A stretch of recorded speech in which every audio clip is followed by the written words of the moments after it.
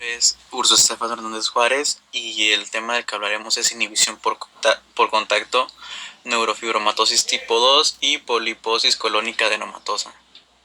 Es Urso. Cuando se cultivan células cancerosas en el laboratorio, la proliferación no se inhibe cuando contactan unas con otras. Los contactos celulares vienen mediados por interacciones homodiméricas. Estas interacciones homodiméricas están entre unas proteínas transmembranas llamadas caderinas. La E-caderina, que la E quiere decir epitelial, interviene en el contacto entre las células de los epitelios. Se ha propuesto dos mecanismos en que la E-caderina mantiene la inhibición por contacto. El primer mecanismo es un mecanismo que viene mediado por el gel supresor de tumores NF2. Su producto, la neurofibromina 2, que se suele llamar merlina, actúa distal a la E-caderina en una vía de transmisión de señales que ayuda a mantener la inhibición por contacto. En el segundo mecanismo mediante la cual la E-caderina puede regular la inhibición por contacto es mediante su capacidad de unirse a la B-catenina. La proteína APC y la B-catenina son componentes de la vía de transmisión de señales WNT. En la imagen A podemos ver que en las células en reposo no expuestas a WNT, la B-catenina forma un complejo macromolecular que contiene la proteína APC. Este complejo provoca la destrucción de la B-catenina y las concentraciones intracelulares de esta molécula serán bajas. En la imagen B vemos que cuando se estimulan las células por las moléculas de WNT secretadas, el complejo de destrucción se desactiva, no se degrada la B-catenina y aumentan sus concentraciones citoplásmicas. La B-catenina se transloca al núcleo donde se une al TCF, un factor de transcripción que activa varios genes vinculados al ciclo celular.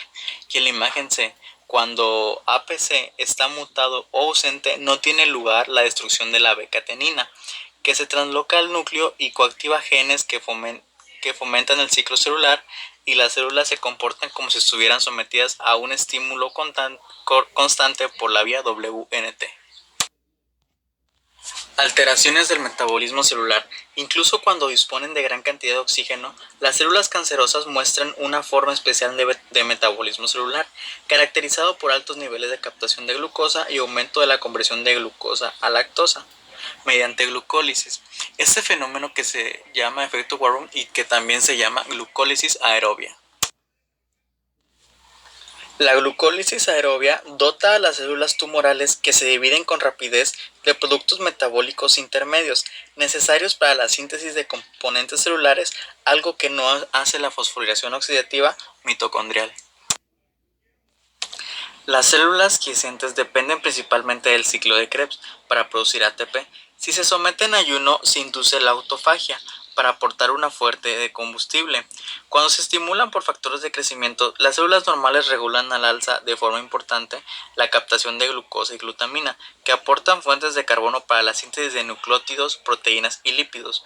En los cánceres, las mutaciones oncógenas que afectan a las vías de transmisión de señales de los factores de crecimiento y otros factores claves desregulan estas vías metabólicas, alteración que se denomina efecto Warburg.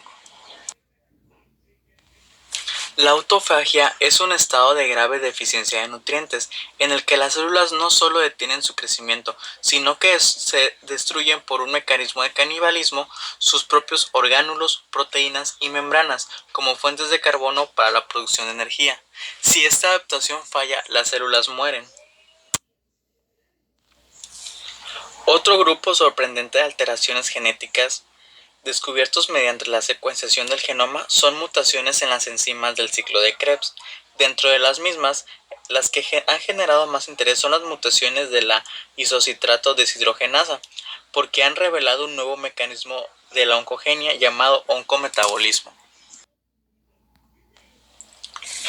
La isocitrato deshidrogenasa adquiere una mutación que produce un cambio de aminoácido específico en residuos del sitio activo de la enzima.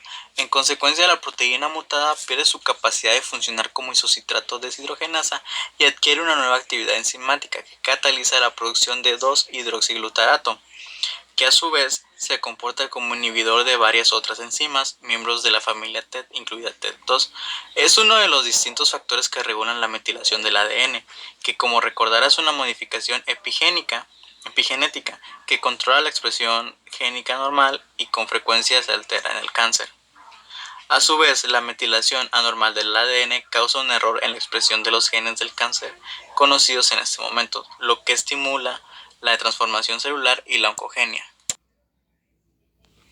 Las células tumorales suelen contener mutaciones en los genes reguladores de la apoptosis, lo que las hacen resistentes a la muerte celular.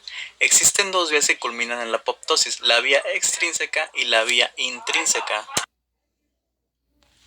La huida de la apoptosis por las células cancerosas ocurre fundamentalmente por mutaciones adquiridas y cambios en la expresión de genes que deshabilitan los componentes fundamentales de la vía intrínseca o reajustan el equilibrio de los factores de regulación de forma que favorezcan la supervivencia celular en presencia de factores de estrés intrínsecos.